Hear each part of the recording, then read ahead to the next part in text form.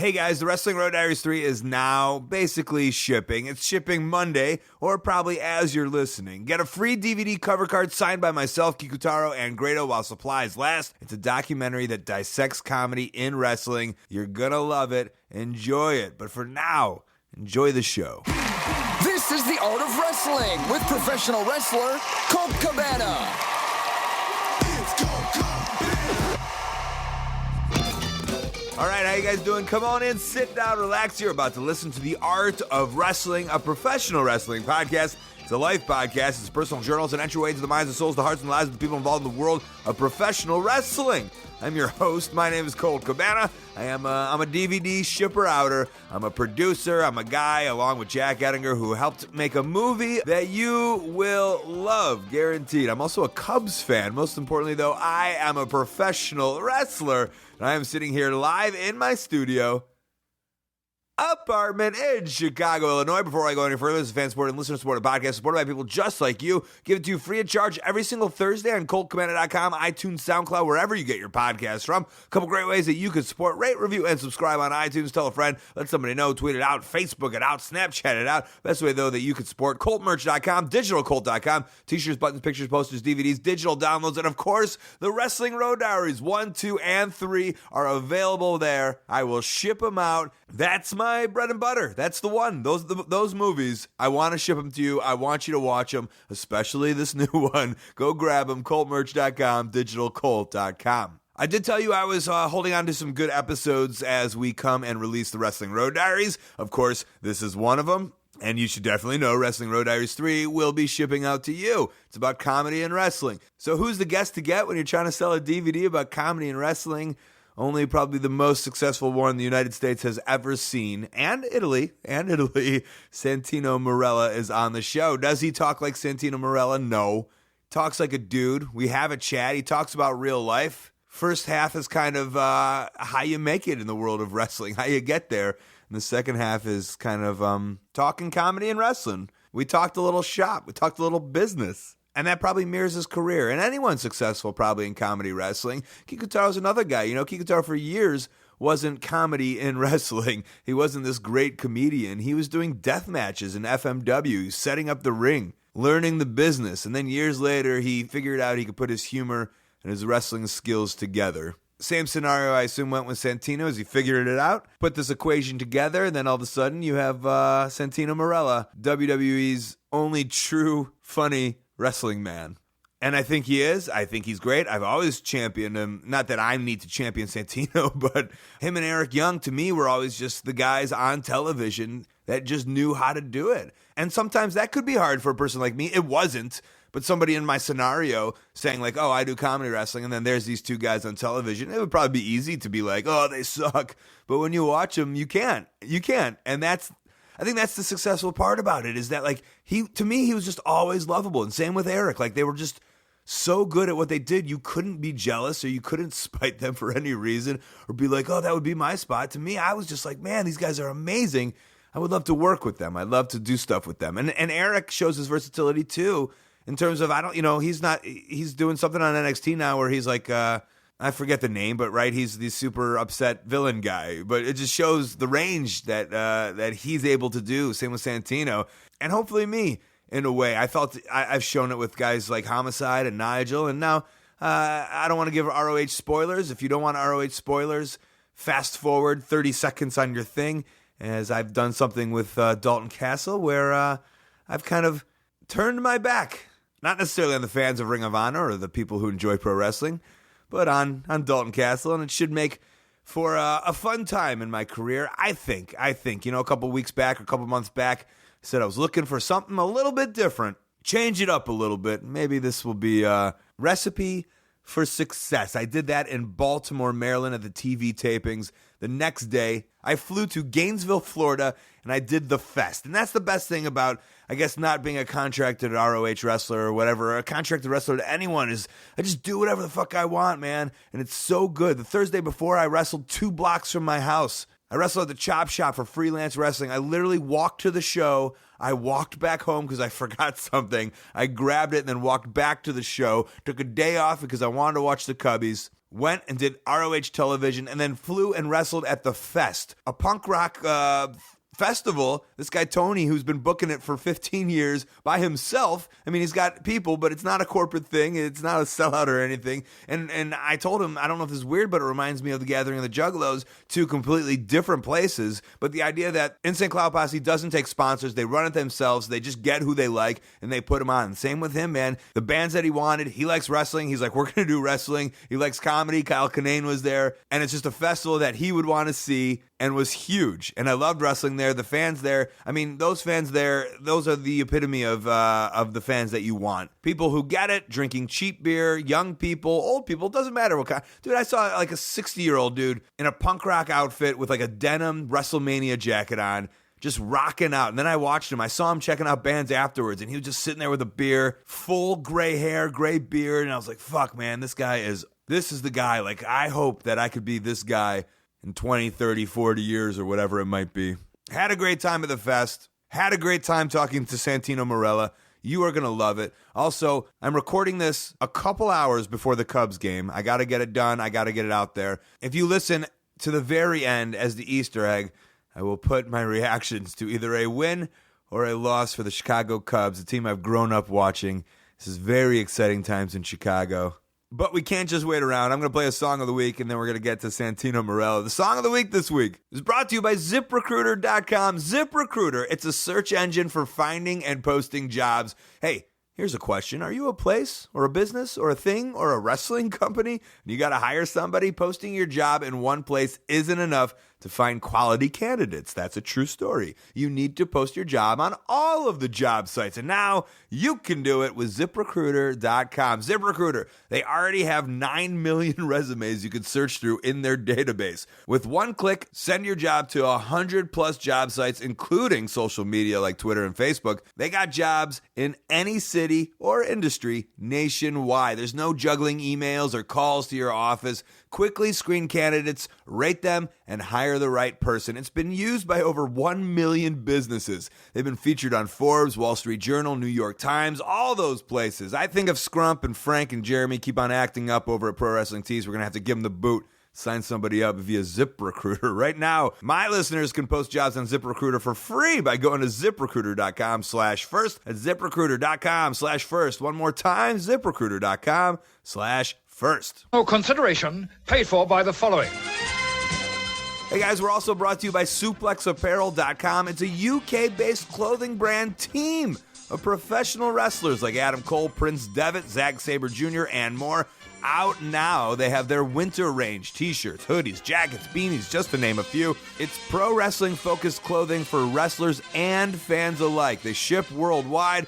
Go become part of the team at SuplexApparel.com. So, here's the good news.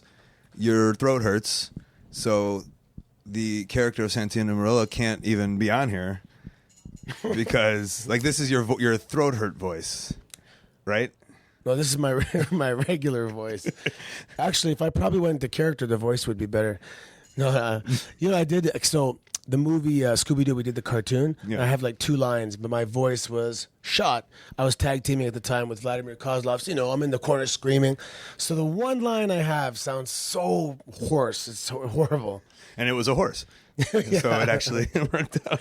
Vladimir Kozlov is not a guy who, look, everyone's kind of doing the rounds with these podcasts or whatever, but yeah. he's not a guy who gets probably enough love in general, and you hand in hand. I was in developmental with him, so I know the legend of Vladimir Kozlov. Maybe help explain the legend of because he's I guess they tried to do a little bit of the goofball stuff with him, right? Yeah, his accent was so strong that if you ever go to Denny's with the guy, it's hilarious, right? Hooters, a big Hooters fan. Hooters fan, yeah. I go to get the wings. Cabana, come with me, get the wings. In Louisville, he loved Hooters too. Yeah, but so I was doing the Russian gimmick at the time. Me and Mr. Stronko, Brian Wenzel. Brian Wetzel. Yeah. Because, God, it's this is an independent wrestling podcast, and when I first started, sorry to take you off of everything. When I first started, he was I think they were the Moondogs, right? And Jersey All Pro in 97. He was great. He was awesome. Yeah. Doesn't get enough love, and I probably felt he didn't get enough love down there too. Well, things were about to happen, but like he was, what do you call it, in the queue, moving up to his time, and his dad passed away. So, he had to go home, be with the family, and sometimes the opportunity doesn't come around twice. But he was awesome. Oh yeah, so he calls me one day and he's like freaking out, goes, "Bro, they hired a real Russian, like an actual world champion Russian sambo fighter." And that was kind of my thing. I was being that Russian shoot fighter, just finding ways to incorporate judo. And I just like, relax, but don't worry, man. We'll work together. We can't just derail what we got going on. And sure enough, when I met the guy, like, I love this guy. Because I guess growing up doing wrestling and judo, we had a lot of people that, that came from other countries, Russia, Poland, and Iran. And so a lot of strong characters with strong accents. So I grew up around that. So he was great.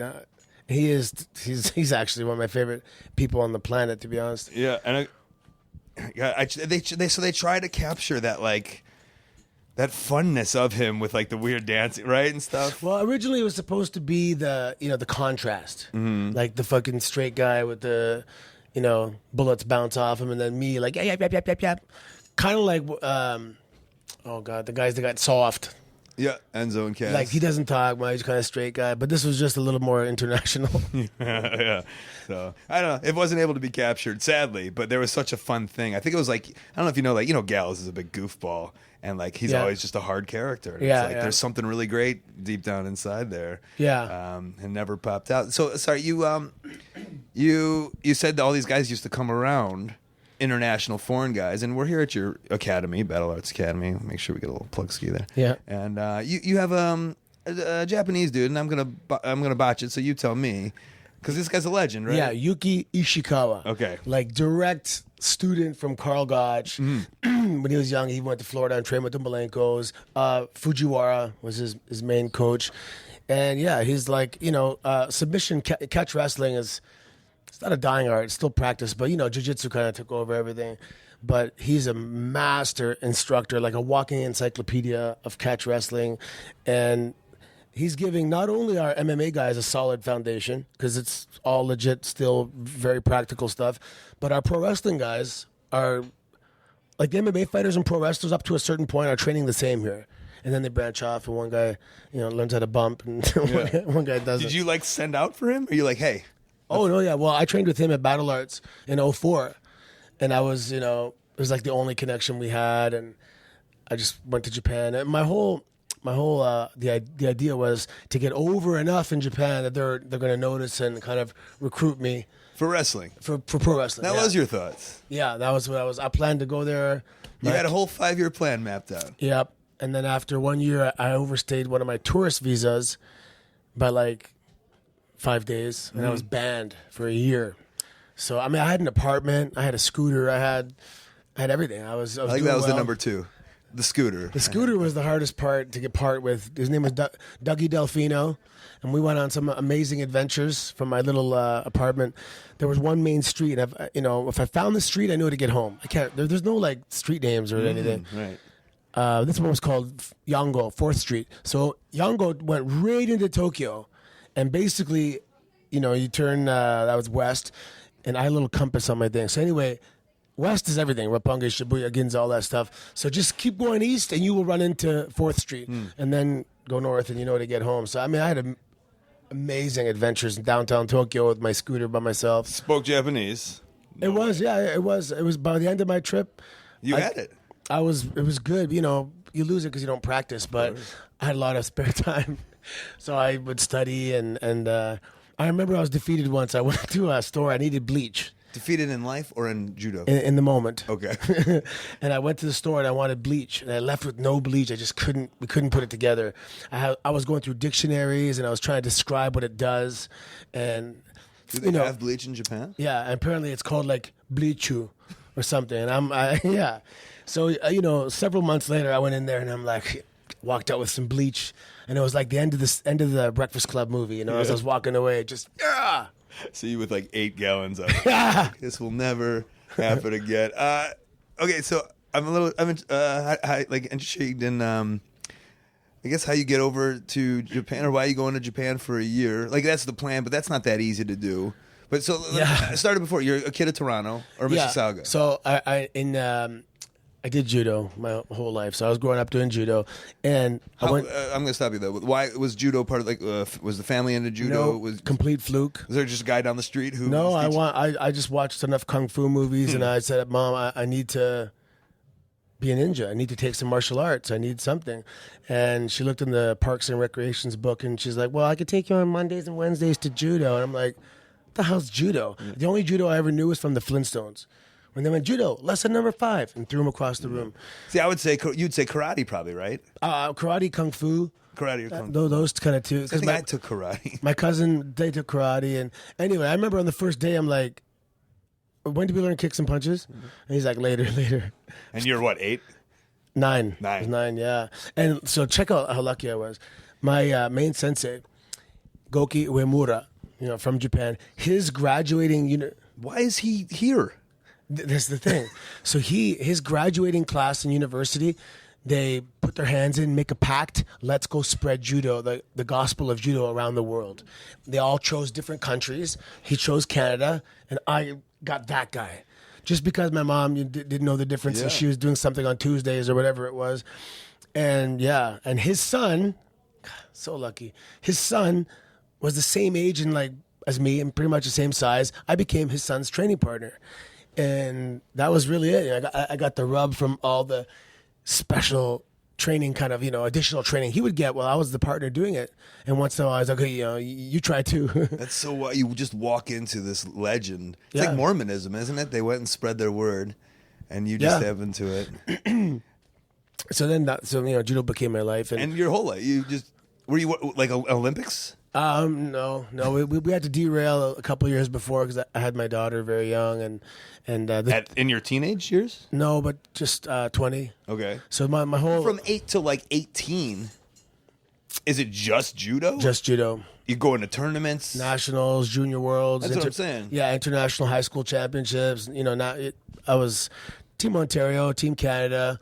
And I came second in Canada 4 times before I finally won. But the national team is in Montreal. So I moved to Montreal at 19, and also I went to university there. But I met one guy. Sorry, did you major in judo? No, geography. Okay. Geography, yeah. And the plan was to be a geography teacher or whatever. The plan wasn't to be, you moved to Montreal, you went to university, but you were trying to be a judo man, no? Yeah. So I would train in the morning, go to school. Like most athletes, keep educating themselves. Did they have a judo team? Yeah, the Canadian judo team trains. Not the university though. No, university no. But by doing judo, I met a guy who was also on the Olympic wrestling team, and he was on the national judo team, just a grappling machine, heavyweight. Andy Bordeaux, fine young Jewish man. Oh, good. Yeah. Part of the tribe. I wouldn't. God, I was gonna say I don't know if there's many, but there probably is a couple of young Jewish stout wrestlers out there. This guy was awesome. So he said, "You're gonna wrestle when you come to Concordia University," and I was like, I could. I wrestled in high school and did pretty good. So anyway, the first practice I go to there, and the coach Victor Zilberman, who was GSP's wrestling coach too, so that's kind of cool for people. Sounds Jewish also. Yeah, he was. Yeah, that's what's cool for me. He went to the Worlds for Russia and Israel. Wow. He's a legend. He just said, "Go warm up with that guy," and that guy, to this day, is one of my best friends. Who was my first coach, Don Koloff, his son. And so years later, we're talking about. He goes, "Yeah, my dad did some pro wrestling in the '80s," and I'm like, "What did you say?" I said, "Oh my God!" I knew it immediately. I said, "My destiny just found me. This is my destiny." I swear to God, I knew it. But hold on. That was Ivan Koloff's kid. Don Koloff. Don Koloff. Yeah, Don Koloff. If you YouTube Don Koloff, there's some matches there. He was a former Bulgarian, multiple-time world medalist in freestyle wrestling, legit, just crowbar. And when he found pro wrestling, he thought he was like UFC, like a higher than Olympic, fighting, So he came there and saw guys doing arm ringers, and he's like, "What the hell is this?" So he did it for a few years, and he traveled around and did it, mostly in Canada and some in Europe and stuff. But it was very small school. There was 6 of us. It was kind of like a club, like a hangout. But this was what? This was amateur wrestling? No, this is after university and after judo, when I decided to be a pro wrestler, I knew this Don Koloff had a school here in Markham, Ontario, just like 40 minutes from me. So you were doing pro wrestling before the battle art stuff. Yeah, so I did I was trained to be a pro wrestler, and then I had like six indie matches, and I just knew that no one's looking for me here. And what was your name? Johnny Joe Bosco. Why is that so funny? Did you have a nickname? There's a card right there. See the card under that little there? That's Johnny Joe Bosco. Johnny Gio. Yeah. Johnny Gio Bosco. Spicy like Tabasco. This was you back then? Everywhere he goes is creating a fiasco. Dude, you look the same. You could do. That's like 2000 and gosh, I don't know. You also have, I feel you have, muscles. you have muscles, but I think you have makeup on here. No, not makeup, but my eyebrows were nicely manicured. Yeah, you're very- It appears that I have makeup. Can I take a picture of this? Oh, wait, I might have makeup. Let me see it. Look at the Flash. right one. You know what? My ex-girlfriend at the time, she did put a little makeup on. There you go. Yeah, I can see that. Pretty. God, Very very pretty, yeah. That's amazing. John, can I take a picture of this one? Yeah, I got lots. You can have Perfect. it. Maybe I'll take We'll hand them out. And, so after several matches, I go, you know what? No one's looking for me here. No one's going to find me. And, I believe that's something to offer. So the only connection we had through another series of, coincidences was this Japan Battle Arts, Yuki Ishikawa. So packed up, went down there, and was just going to make a go at it from there. So you were what age at that point? 30. You were 30? Yes. Oh, so you had the kid. Oh, my daughter's like 9 at this Your point. daughter's 9 at that time. And so you're oh God. So I mean, what are you doing? You're like, Yeah, my so- voice is just as correct as So I finished university. I went to extra year of teachers college. Then I just worked. I worked for a telecom company for a couple of years. I worked for a media media company. Still throwing dudes on the side, or is that what they call it? Yeah, no, I was grappling, but I started training and stuff like Okay. that. And what happened was I was just about to start training. About maybe 26. And the school, whoever owned the building, sold the building, so we had to find another school. And that delayed me for 2 years. So I started training at 28. Are you worried about age at that point? Oh, I knew we had to get it done quickly. Right. Yeah, so that's why. So 29, my first singles match, all of 30 in Japan. And when I got banned, I had to figure out something immediately. So I found out about this place called OVW. So when you go to Japan and you have to leave your daughter, Yeah. so you're just leaving with her mother. Is that what it is? Or I don't even know. No, her mother and I were married for a year back in university. But I'm saying she's not coming to Japan with you. No, I had to sit her down and kneel down and say, look, I'm about to go on a mission. My daughter's very talented, like an actress, and that's her in the left in that picture there. That's years ago. But anyway, she's showing exceptional acting ability and charisma, too much, to be honest. And so I said, you're going to be a big star. Everyone, when she was little, she's going to be something. She was a ham. Yeah. And so I said, look, I'm going to get you to Hollywood. I'm going to get you to a place where I'm going to provide an opportunity for you. But how am I going to do that? Well, first, I'm going to be a wrestler. And then when I become more popular, then I'll bring you in. And that was literally the plan. I had to kneel down and say, okay, I'm going to be back in 3 months, be strong, be good, blah, blah, blah. And She stayed with grandma, or her mom. She stayed with mom. Okay. Yeah, her mom. And yeah, it was hard, man, because there was one time when I was there for 5 months when I overstayed the visa and I had some issues. 5 months, not seeing your child. I suffered, man. It was hard. We did, back then there wasn't the phones like we had now. I had to go to an internet cafe and try and email and just buy phone cards, and it was like prison. It was like a prison sentence. And you saw the steps going. I'm gonna be here. This is gonna move one.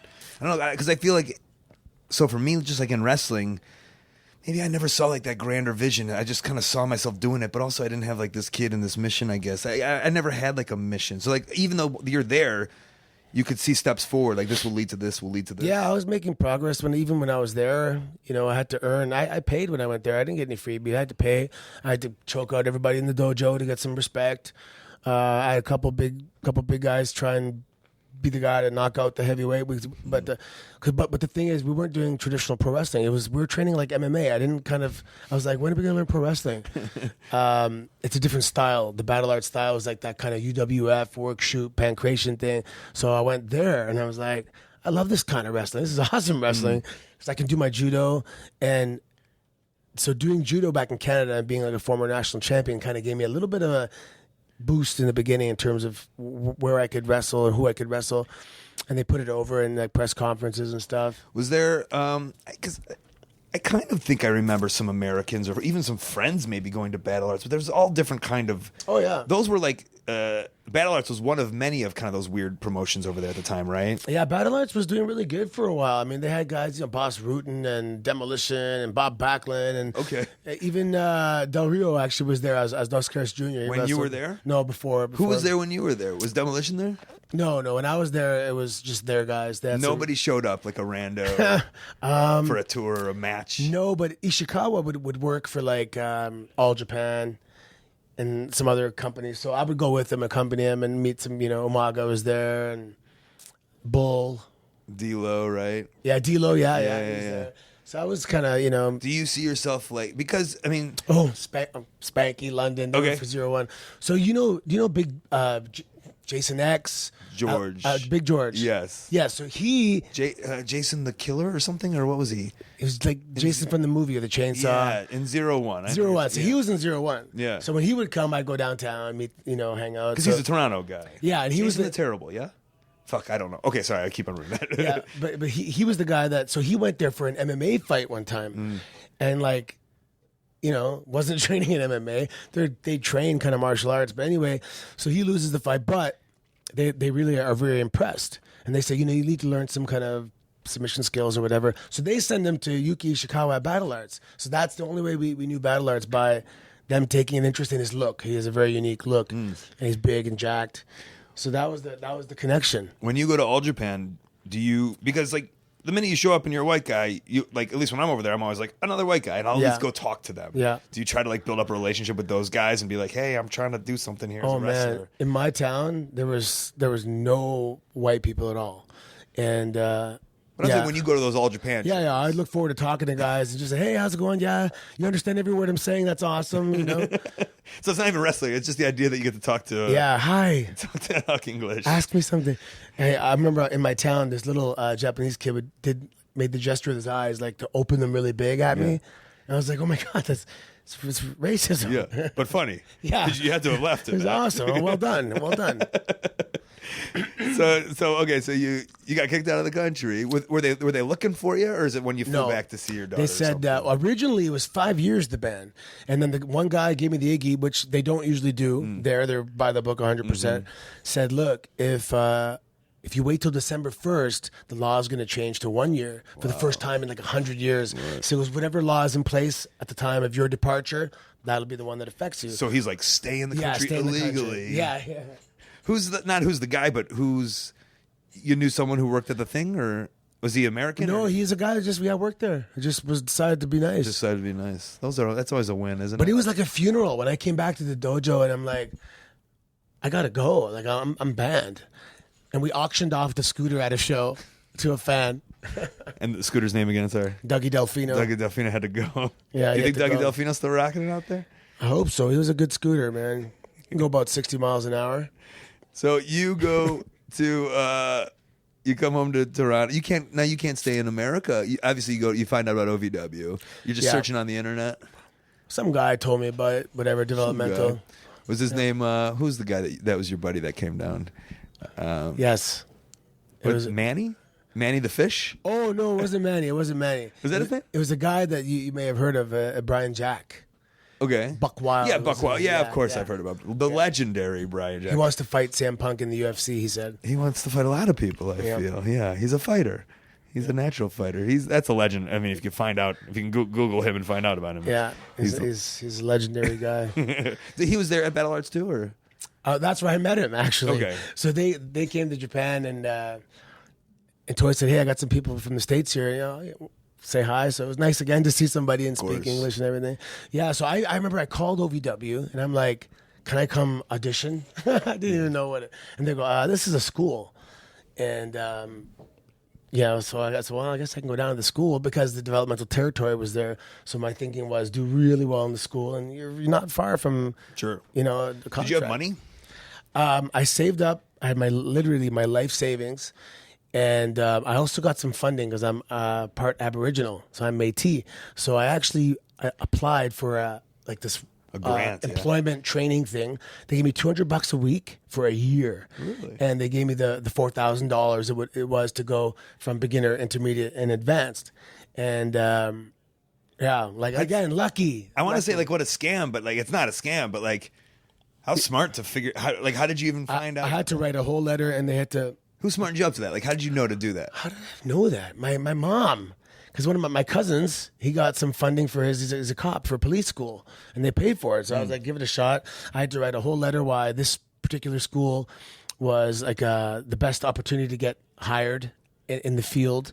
And I guess I wrote it well enough to convince them. So lucky, man. I've been pretty blessed. I even got a Muscle Tech, the company. They do those body transformations. Mm-hmm. So to do that, you get like $500 in product a month. I had like protein bars and protein shakes. You were saying I'm going to do the thing. Did you do the thing? Yeah. But that helped. It's very extreme transformation. Were you in their magazine? No, it wasn't. It wasn't extreme enough. Because I got like a little better shape. Yeah. Because you guys did that like Wrestlemania, like Mr. That was serious. I took that. I was in good shape. That was you and who? Cody Rhodes. Yeah. The legendary Musclemania. That one I went from like, okay, when we first got into the argument, not argument, but we're jaw-jacking back and forth. And he was calling me fat because, I had a little love handle for many years. And I said, yeah, I can lose this. And if I lose this, I'll have a better physique than you. And I can, like, it's better suited for bodybuilding with my dimensions. And he was like appalled, like just appalled. He was in good shape at the time. And he's still in good shape, but.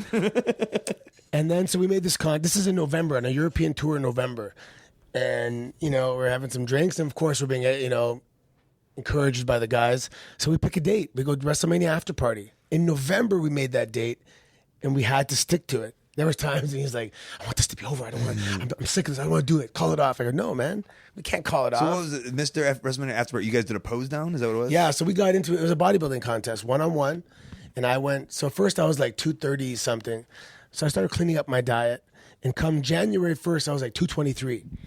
And on stage, I was 203. Jesus. I just got, because when it's a competition, it's different. No. Shit's on. When I agree with that, right? When you put something on the line, but yeah. Those guys are all miserable until the day after, where they can all eat Oreos, right? Yeah. So you were literally setting yourself up to be miserable on the biggest show of the year. I was. That was the year I was Santino. So it actually kind of helped because I was trying to be a girl, so being smaller was good. But I got a I don't even mean being smaller. I mean just like your psyche, right? Like you're just like you've cut carbs, you cut water. You're trying to. Oh, the last 48 hours was ridiculous. And the last 48 hours is WrestleMania. Yeah. I think I cramped up in the ring, my lower back or something. But I got a posing coach. I got like the tights. I got into it. And who won? I won. Yeah, I won. Was it official? Yeah. Who was scoring? I think Triple H and the crowd actually cheered at the end. It was at the after party on stage, crowd. Which had the worst lighting. Being a bodybuilder. I like how you set up all the steps except the show step of it all. Like you got the coach. I knew there would be a band, so I was kind of hoping that the lights for the band would be at the right angle. But don't you think wouldn't you have thought to go in a little early and scope it out and get it? Actually, yeah, no, I should have. Yeah. And then it was almost postponed to the next day. And then they had it on the spot again, so yeah, it was interesting.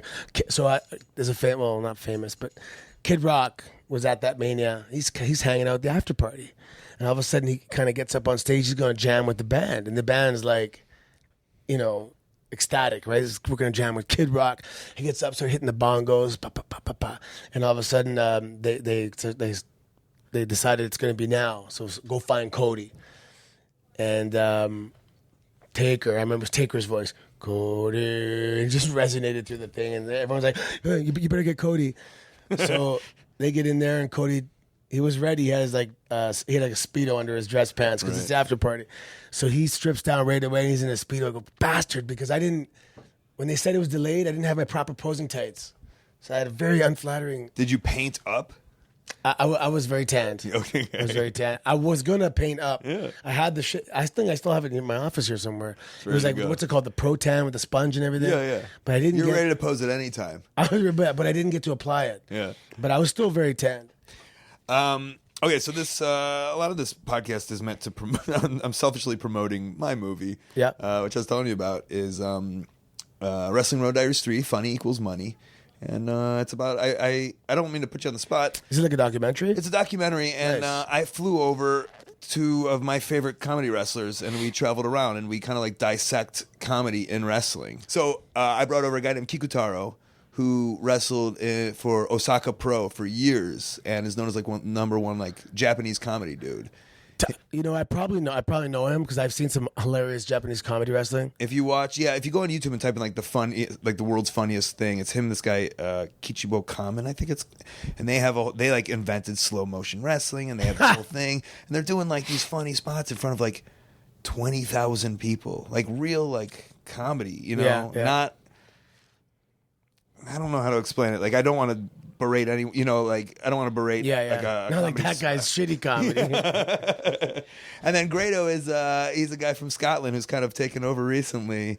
Just a real chubby, like an outgoing dude, you know, like It's well, as you know, comedy wrestling. the comedy thing. The comedy wrestling is man. Have you ever tried stand up? I have opened for Mick Foley, Oh yeah, so I was thinking about that. I'm already over. So and I'm telling wrestling jokes. Yeah. So you know, my comedy partner is a guy named Martin. You mean during that segment you did, or just in general? I'm already over. I'm at a wrestling show. Yeah. Mick Foley is the headline. Yeah. The people know who I am. Okay, yeah. You know, I go out there and they're ready to laugh. Yeah. It's like if you go see I don't want to say Louis C.K. because he's too big, but if you have a favorite comedian, do you have a favorite comedian? I think we're gonna go see Jim Jeffries on the 24th. If you go, Jim Jeffries is on stage. You're ready. You're on the edge of your seat. Yeah, they to can laugh. say nothing. Yeah, Exactly. This is awesome. Yes. So You like Jeselnik?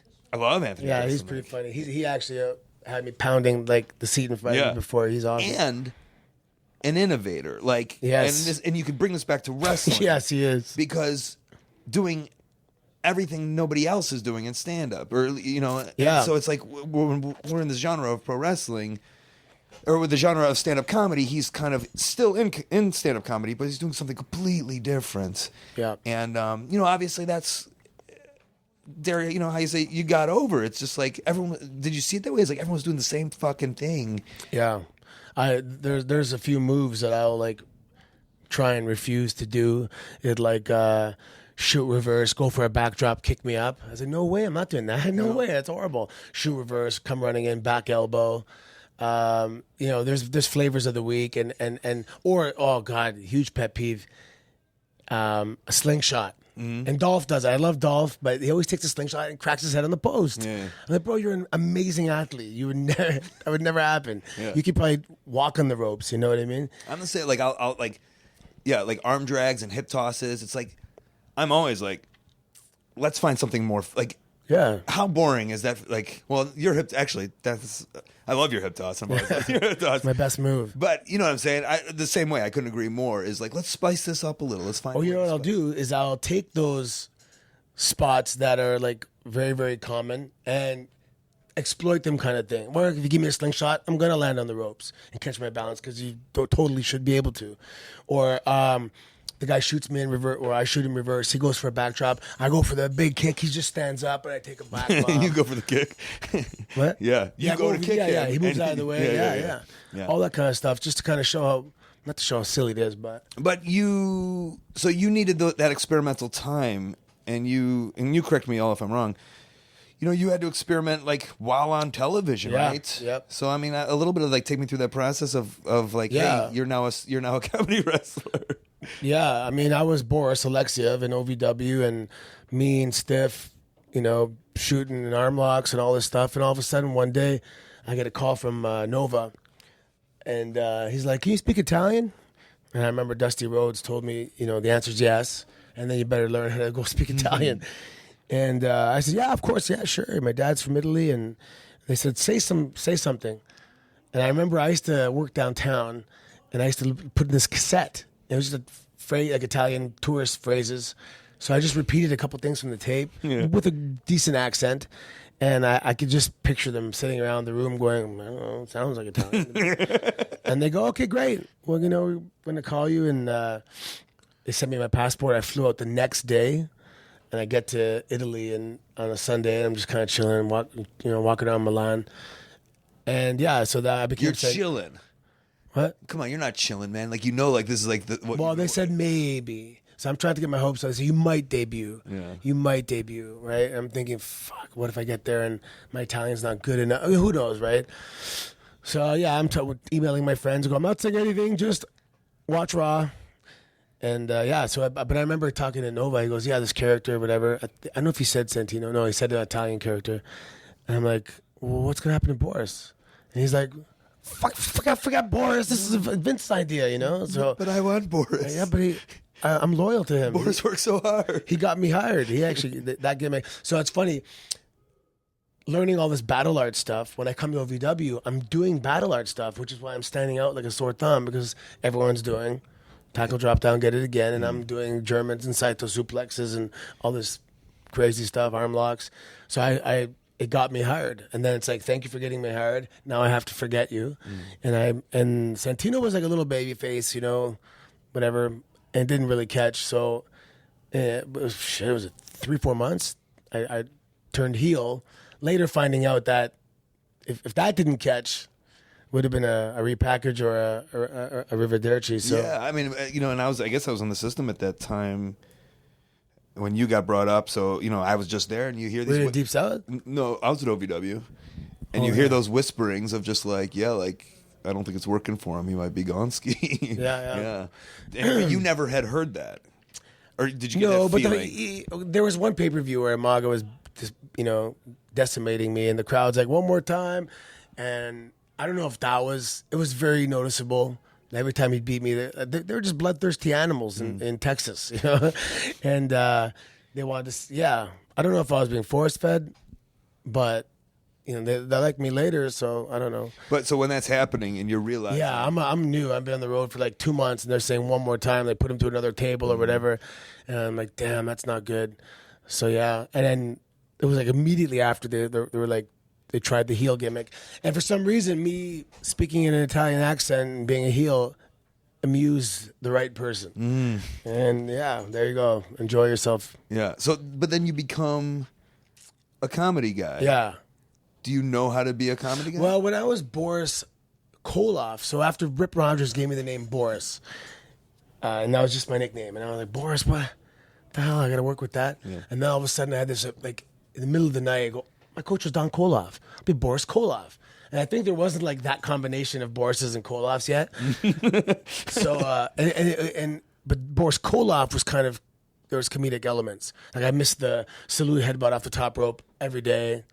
And I'd be like, no, this time for sure, And then when I became Boris Alexiev, Paul Heyman gave me that last name because there was a famous Russian powerlifter, Alexiev.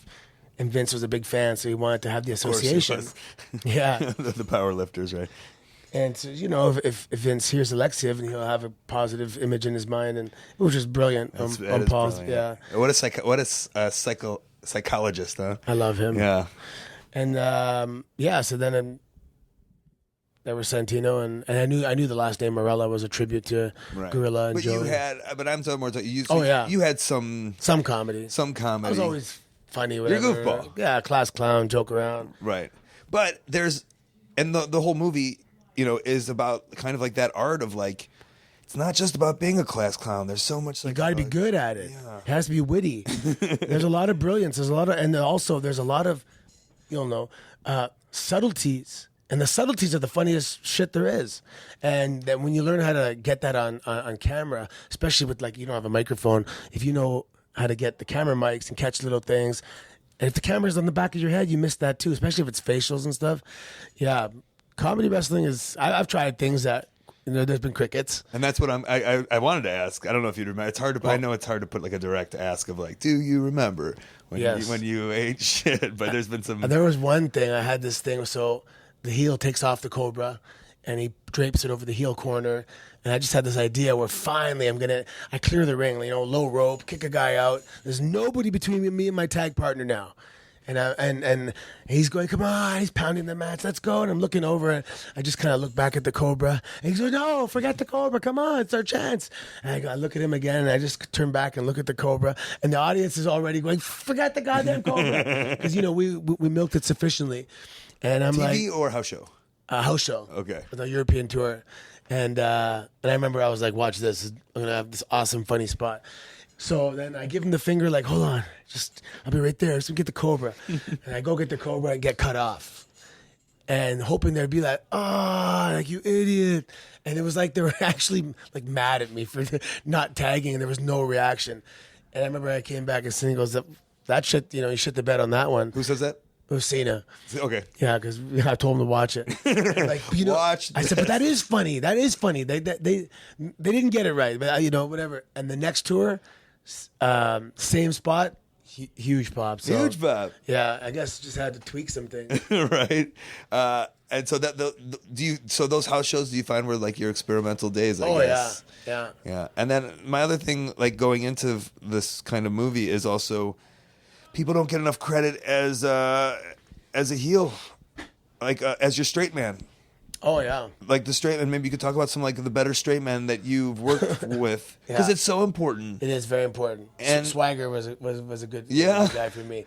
We had this match. I would call it the match scene around the world. And we always tweak it. And then we're in the back popping and like, okay, tomorrow I'm gonna try this before. And we're like, yeah. And it just kept, we kept collaborating and just tweaking it. And by the end, it was like not a wasted step.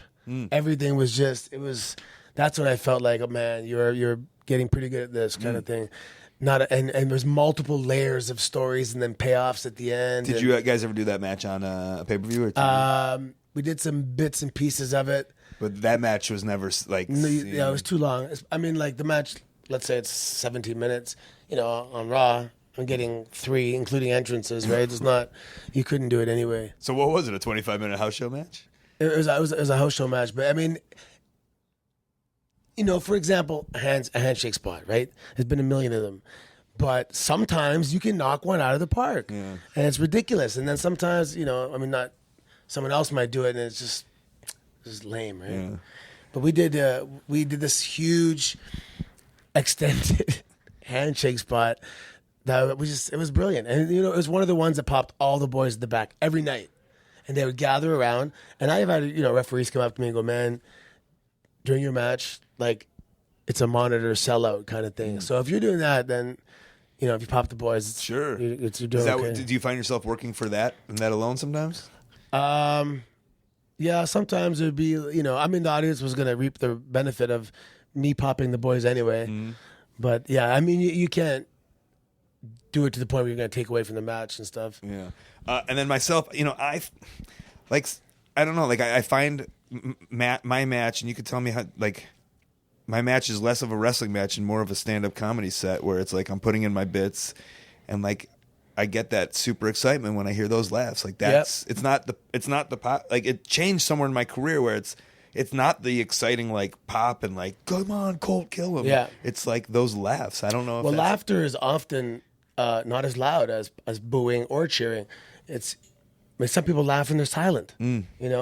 So in the beginning I'm like, it doesn't sound very loud, but when I kind of realized that, I go, okay, they're all making noise and they're all having a good time. And yeah, I've had crowds clap at the end of a match as if a performance. It was a performance, yeah. And that to me was, and especially over in Europe, they really appreciate the performance aspect. Yeah, and I could also because I play a character, and because I do comedy, it's much more performance actor oriented than wrestling. And did you ever consider yourself like a man of the theater? Were you like a theater kid or? I did a couple school plays, but I don't have any formal acting training. But do you find it weird that like now because you're in wrestling, like I guess I'm an artist a little bit. Yeah, absolutely. Did you catch yourself finding that happen to you? Yeah, I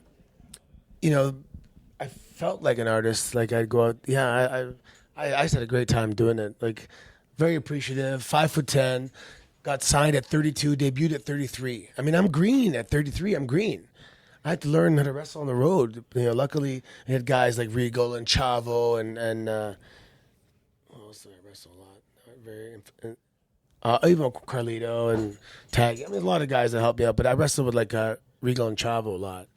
Even Hacksaw, I remember the first time he punched me, I go, oh my God, they actually don't touch at all. Especially this vet. Yeah. Okay, and then on the way out, I know this is, but like, what's your comedy? What do you like? What gets you? When I watch comedy? Yeah. Or do you? I do, yeah. Or who do you send people to? You know what I'm saying? Who do you share links? A lot of the comics that are out there right now, it doesn't have to be stand up. Yeah, there are. Well, yeah. I mean, I like stand up. In movies, God, I don't know. It's hard to say a favorite. Such a hard one. I liked Richard Pryor. Obviously, he was fucking pretty funny. Guys like Johnny Carson were great. I love those kind of those classic one-liner like Milton Berle. Those guys. Rodney Dangerfield. I was gonna say Rodney Dangerfield. Yeah, God, man, I could just remember sitting in my garage listening to Rodney Dangerfield tapes like for the 8th time and laughing. Mm-hmm. And then physical comedy, because I feel that I consider myself a physical comedian.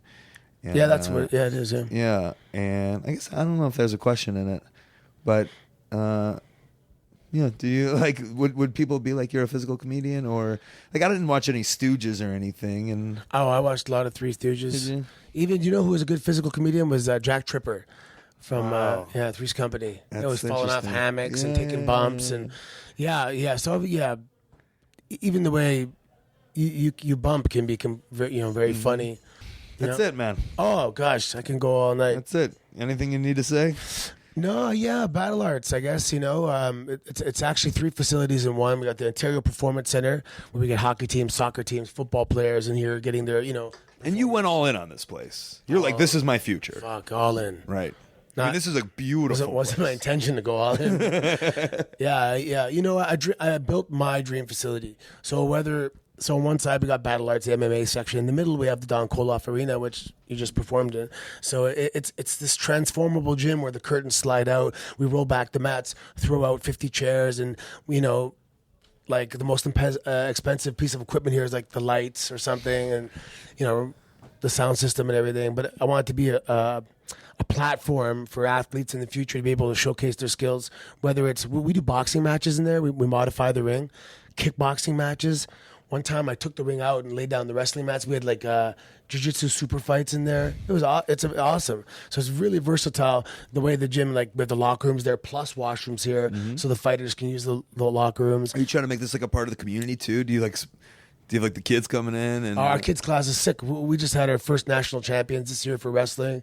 I teach the judo myself now, Tuesdays and Thursdays. Now that I'm home, right? The kids class is my favorite. I just can't. I don't want to wish time to pass, but we have some guys that I cannot wait to see. This guy at 17, right. He's going to be a destroyer. Some of our kids went to a Michigan State wrestling camp, and they're like, they're all over some of our guys. So for you, they all cross train. For you, it's less about them being adorable and more about like they're amazing athletes. It's a tough world out there. Become an animal. Trust me. I go, listen. You want to have a pretty, if you don't want to get initiated in grade 9 or you want to have an easier time, make your neck thicker than your head, and who's going to mess with that guy?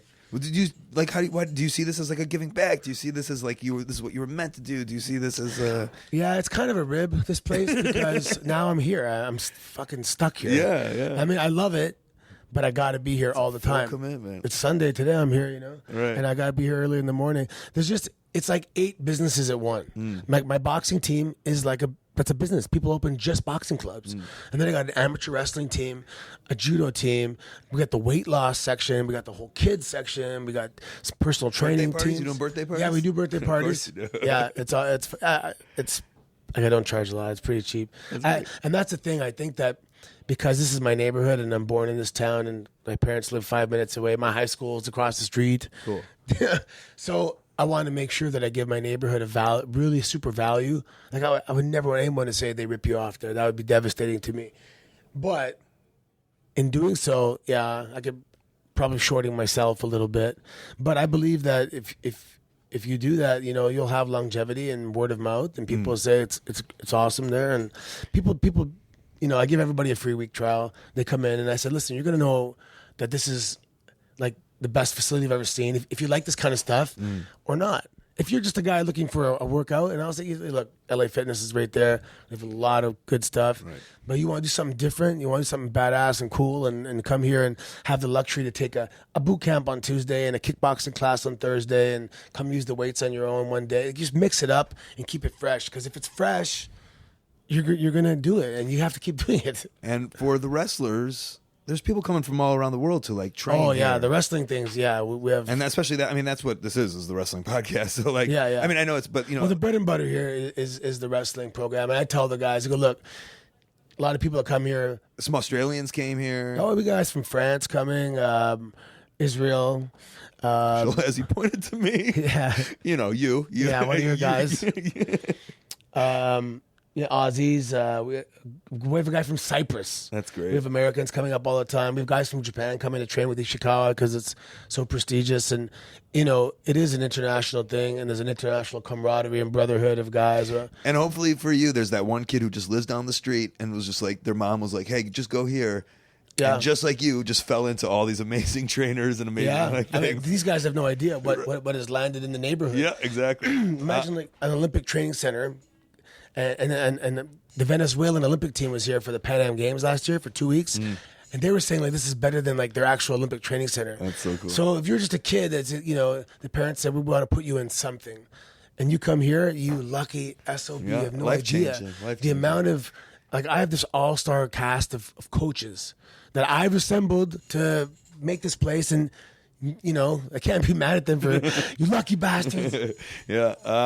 I always feel that way when I go to wrestling shows and I see the little kids who are there with like their dads, whatever, and it's like, I would have killed to have been a 10-year-old. Oh yeah, how they're like rolling in the ring and like Big Show's like murmur and played with it. Well, some of our kids that do like wrestling, Olympic wrestling, they want to be pro wrestlers, and I'm like, then you're in the perfect place. I'm going to teach you the exact foundation you need to make a choice one day and be the UFC champion or the WWE champion. I wish I would have known when I was 10. I wish you were in my neighborhood. And that, you know what? I always wanted. Sorry, I know. If you have to go, I can keep going. Okay. You can talk as long as you want. I wanted to create the thing that would have satisfied my inner child to walk in, because I took judo, but I wanted to take more. But you can't cross-train. You do one martial art or the other back then. So the kids do boxing and wrestling, Thai boxing, and judo. They can do everything. You'll generally pick 2 or 3 of those. You won't do them kind of all. But, I remember watching, it was BJ Penn, and he was talking about... he had to go to one place for his striking, one place for his grappling, one place for conditioning. I'm like, that's insane. Why? It's all under one roof here. Not only are we going to train you and help you work out, we're going to give you a place to actually perform too. And so it's a lot of businesses. That's awesome. Where is it at on the internet? Do you have a website or anything? battleartsacademy.ca. And you, are you on? You're on. Do you tweet anymore? I don't. Yeah. What are you mostly about Battle Arts. Yeah. Milan Miracle. Milan Miracle, that's right. The Instagram is the Milan Miracle. And I think you're going to wrestle for our friend at Wrestle Pro. Yeah. Or maybe you're not wrestling. Maybe you're just doing a signing. I don't know. Oh yeah, I can't wrestle. Yeah, sorry. Are you fucked? Yeah, my neck's pretty fucked up. Fucked up, huh? It's actually hurting today. Sorry. If I sleep the wrong way. But it was getting better and slowly. Well, so slow. In fact, I said at fact. It wasn't. I thought it wasn't getting better, and then one day I kind of realized, okay, I couldn't do that before. So it is progressing. It's just really, really slow, and then the progression just stopped, and I'm like, damn, that's it. I can't do a back bump. Yeah. Ugh. That's my measuring stick. Does that bum you out hard, or is that a hard process? Yeah, I mean, I'm 42 also. It's not like I was going to wrestle for 10 more years anyway. But I always thought I was going to be able to come back and have the miracle and win the heavyweight championship, whether it was for 2 hours or 2 weeks. I knew it wasn't going to be longer than that, because miracles, you can't have a miracle every day, or else less is more, right? Yeah. I thought I was going to come back and get it, but one day, you know what? You'll get it through one of these kids, right? Well, one day I might have a robot neck, or that might happen also. I'll fucking kill him if I do it. Kindred spirit, man. Comedy and wrestling. I appreciate you being on. Yeah, man, my pleasure, brother. Thanks, bud. Thank you. Awesome. That's what I like about this podcast, and the idea that I've been doing it for so long is that I don't rush to have these guys on the show. Obviously, it's somebody I wanted to have on the show for a long time, And the way it works is it just kind of organically always seems to come through. Like, I could have tried to, I don't know, weirdly ask him to do the show when he was in WWE or something. But, I don't know, I figured it'll come eventually. It'll happen. And then when does it happen? As I'm making the Comedy Wrestling Road Diaries 3 Funny Equals Money, a DVD about comedy and wrestling with Santino. Perfect! Go check him out in Toronto if you want to learn about fighting. The place is great. You'll love it. All right, before we get out of here, let's get into some plugs and Upcoming events. all right, one more time. Buy the DVD or get the digital over at coltmerch.com, digitalcolt.com, Twitter and Instagram at Colt Cabana, Facebook /AOW Podcast, also /Colt Cabana. Past archives of the show are available ad-free on howl.fm. Use the code COLT. Get yourself a free month. ColtWrestling@gmail.com is my very public email. Maybe your promoter won't put me on your upcoming show or convention. I put up all the trailers for the movie on my YouTube channel. Check that out. Also, ColtCabana.com is my website, the hub for everything. I got a P.O. box. You can send me some snail mail. Steven, he sent me this book from his independent publishing team comprised of 80 independent artists drawing 1980s WWF wrestlers. The art is just so cool looking by everybody. Everyone looks different. It's called The War to Settle the Score. Go buy it. Go check this independent endeavor out, thenerdcave.co.uk. Even though he sent me a letter and said, if you like it, tell your listeners, this is where you could buy it, which is like the kiss of death, which basically means like, oh, then I'm not going to do it. If you tell me to do it, I'm not. Have you guys not learned that, like, that's how I work? Like, if you tell me to do something, I don't like to do it just because I don't like to be told, because I hate authority. If we not figure that out, I don't like authority. Tell me to do something, I don't want to do it. But this book is too good not to tell you about it. All right, enough of your goddamn free plug. All right, upcoming November 3rd and 4th, December 2nd and 4th, Arlington, San Antonio, New York, Philadelphia, ROHWrestling.com. Saturday, November 5th, Bedford, Texas, MetroplexWrestling.com. Friday, November 11th, San Francisco, California, AllProWrestling.com. Saturday, November 12th, St. Paul, Minnesota, HeavyOnWrestling.com. Saturday and Sunday, November 19th and 20th, Rahway and Newark, New Jersey, WrestleProOnline.com. Wednesday, November 23rd, Chicago, Illinois. Marty and I are doing comedy the night before Thanksgiving, live at NorthBar.com to grab tickets. Friday, November 25th, Cleveland, Ohio, AIWrestling.com. Saturday, November 26th, Chicago, Illinois, AAWrestling.com. Sunday, November 27th, Hamilton, Ontario, Canada. Before the show, we're doing a podcast. The actual show will be alpha-1wrestling.com. And Saturday, December 3rd, Waukesha, Wisconsin, houseofhardcore.net. That is the show for this week. Huge thank you to you guys at home. I truly appreciate it. Thanks to Santino Marella for coming on the show. Thanks to George over at Destiny Wrestling in Toronto for helping making this happen. Thanks to Cable Guy Jeff and Stu Stone, Kid Russell, Matt Jenkins on the music, Dave Miller with some tech. HighSpots.com is a sponsor, and they're wonderful. Hundreds of full-length titles available to download, a VOD service that can't be beat, a subscription box that sometimes I unbox, $5 wrestling titles, AMA knee pads that I just bought, gear, masks, and so much more. 1 Hour Tees, they help run ProWrestlingCrate.com. They also run ProWrestlingTees.com, the place where you can directly support your favorite independent wrestler. TweakedAudio.com/Cult. The earbuds that I use get over 30% off and free shipping just because you listen to this show. I had Santino on. Buy the movie. I'm not going to do much talking after this. I think it's done. Going to go get ready for the Cubs game. And when the music ends, I'll probably tell you whether I'm depressed or the happiest little boy in the city of Chicago. All right, guys. This has been The Art of Wrestling. For Colt Cabana, I'm Colt Cabana. Thanks.